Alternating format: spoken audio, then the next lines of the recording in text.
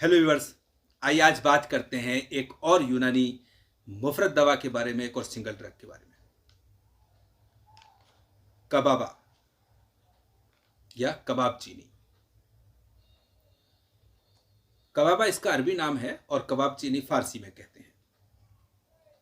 उर्दू में भी कबाब चीनी कहते हैं, लेकिन इसको हिंदी में या कहें कि संस्कृत में कंकोल या चक्रबीज या गंधक मिर्च या सिर्फ मिर्च, इस तरह के कई नामों से जाना जाता है इसको।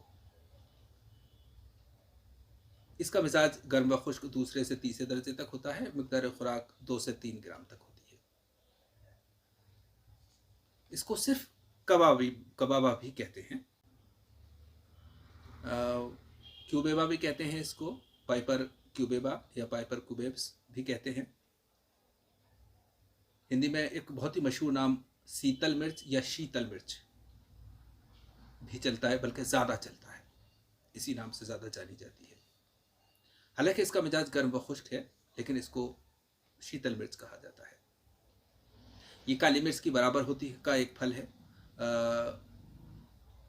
इसको डंठल वाली काली मिर्च भी कहा जाता है, पूंछ वाली काली मिर्च भी कहा जाता है कुछ जगहों पे, चूँकि इसके हर फल में पीछे एक छोटा सा तिनका लगा रहता है, स्टिक लगी रहती है छोटी सी, जिस तरह से कि अनिसून में लगी रहती है। असली और नकली को, अनिसून को पहचान करने का भी यह तरीका है कि अनिसून थोड़ा सा लंबा होता है और उसकी हर दाने में एक छोटा सा स्टिक लगी रहती है।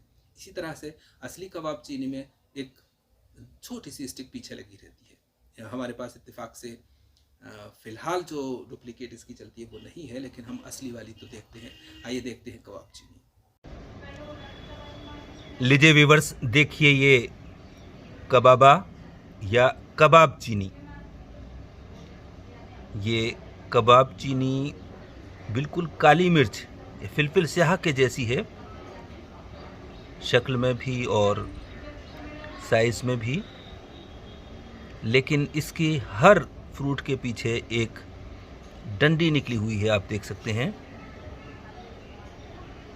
इसीलिए कुछ लोग इसको डंडी वाली काली मिर्च भी कहते हैं। कबाब चीनी, पाइपर क्यूबेबा। इनफैक्ट असली कबाबा यही है। इसी वजह से एक दूसरी चीज़ और इसके जैसी ही दिखती है, कबाबा खंदा। इसके साथ खंदा लगाना बहुत ज़्यादा ज़रूरी है, क्योंकि कबाबा बेसिकली कबाब चीनी का नाम है, लेकिन ये कबाबा जैसी होती है इसलिए। लेकिन इसका मुंह खुला हुआ है। खंदा मीन्स स्माइलिंग, मुतबस्सुम या हंसता हुआ, इस तरह का ओपन माउथ। ज़्यादातर के ये ओपन, जो कच्चे हैं उनके नहीं खुले हैं, लेकिन जो पके हुए हैं उनके मुंह खुल जाते हैं, फट जाता है ये। इसलिए ये कबाबा खंदा, जब हम इसको कहेंगे तो कबाबा खंदा लगाना ज़रूरी है। और इसको हम सिर्फ कबाबा भी कह सकते हैं या कबाब चीनी कह सकते हैं, लेकिन कुछ लोग सिर्फ कबाबा खंदा को भी कह देते हैं। तो ये कबाब चीनी की एक ख़ास पहचान कि इसके पीछे एक डंडी लगी होती है। इसकी एक डुप्लीकेट भी होती है जो फ़िलहाल इत्तेफाक से हमारे पास नहीं है।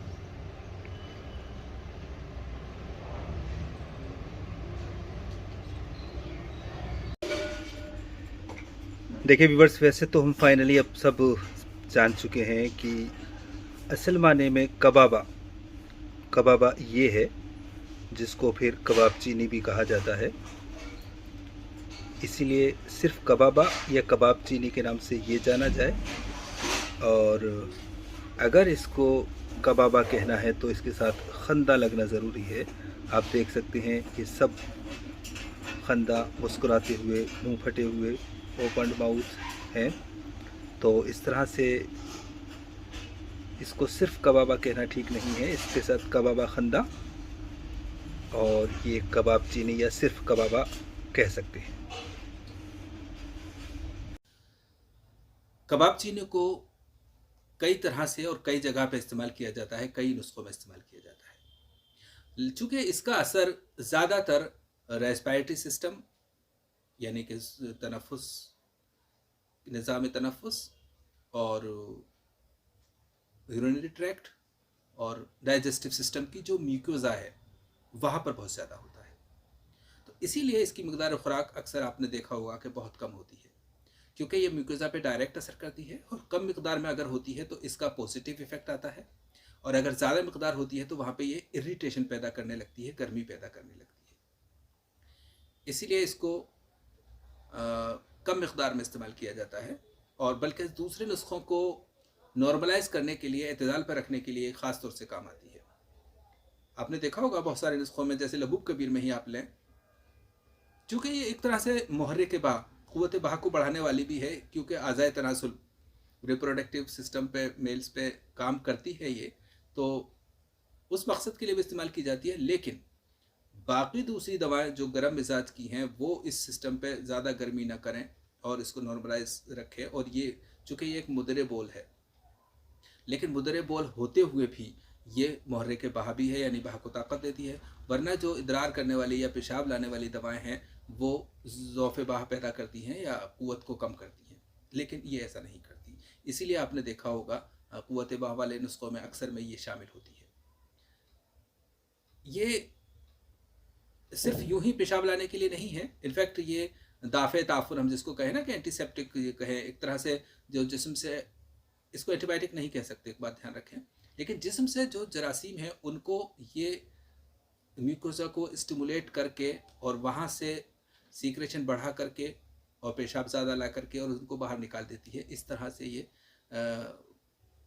जो यूटीआई है, यूरिनरी ट्रैक्ट इन्फेक्शन है, या मजरी बोल में जो कोई ज़ख्म है, या जो यूरिनरी ट्रैक्ट इन्फेक्शन में कहीं भी अगर कोई ज़ख्म, यहाँ तक कि ज़ख्म भी है, इन्फेक्शन है, ज़ख्म है, उसको दूर करती है। यही वजह है कि अक्सर जो पेशाब की जलन या पेशाब की रुकावट, पेशाब की परेशानी वाले नुस्खों में अक्सर में ये मिलती है, ज़्यादातर में इस्तेमाल की जाती है। वैसे तो कबाब चीनी बहुत सारे नुस्खाजात में इस्तेमाल की जाती है, लेकिन एक नुस्खा जो बहुत ही शॉर्ट है और इफ़ेक्टिव है और हमारा मुजर्रब है, वो आमतौर से पेशाब की जलन, पेशाब का इन्फेक्शन, यूटीआई जिसको हम कहें, बार बार पेशाब में इन्फेक्शन होना, जलन होना, पेशाब रुकना अटकना, ऐसी प्रॉब्लम्स के लिए बहुत ही बेहतरीन नुस्खा है। इसमें सिंपल सा नुस्खा ये है कि कबाब चीनी, शोरा कलमी, छोटी इलायची, तबाशीर, ज़ीरा सफ़ेद, सतगिलो और फिटकरी, इन सब चीज़ों को बराबर वज़न में लेकर के बारीक पीस करके और पानी से सुबह शाम 3-3 ग्राम दें। और अगर ये गाय या बकरी के कच्चे दूध के साथ दी जाए तो बहुत ही ज़्यादा अच्छा रिजल्ट रखती है, क्योंकि कच्चा दूध बहुत जल्द एब्जॉर्ब होता है और जल्दी से ही यूरिनरी ट्रैक्ट में पहुंचता है इन दवाओं को लेकर के, और फिर वहाँ पर वहाँ की जो म्यूकोजा है उसको स्टिमुलेट करके और जो पेशाब को खारिज करता है, उसके साथ जो इन्फेक्शन होता है, जो बैक्टीरिया होते हैं, वो भी बाहर निकल जाते हैं। तो एक तरह से आप ये कह सकते हैं कि ये उस रास्ते को तनकिया करता है, सफाई करता है। और हम ये सफाई, सिंपल सी सफाई का लफ्ज़ दे रहे हैं हम यहाँ पे, लेकिन ये बैक्टीरिया का इखराज है, तो डायरेक्ट एंटीबायोटिक नहीं कहेंगे हम इसको, लेकिन बैक्टीरिया को ख़त्म करता है, निकालता है। तो इस तरह से यूरिन ट्रैक्ट इन्फेक्शन साफ़ हो जाती है, बैक्टीरिया ख़त्म हो जाते हैं। फ़िलहाल इतना ही। अल्लाह हाफ़िज़।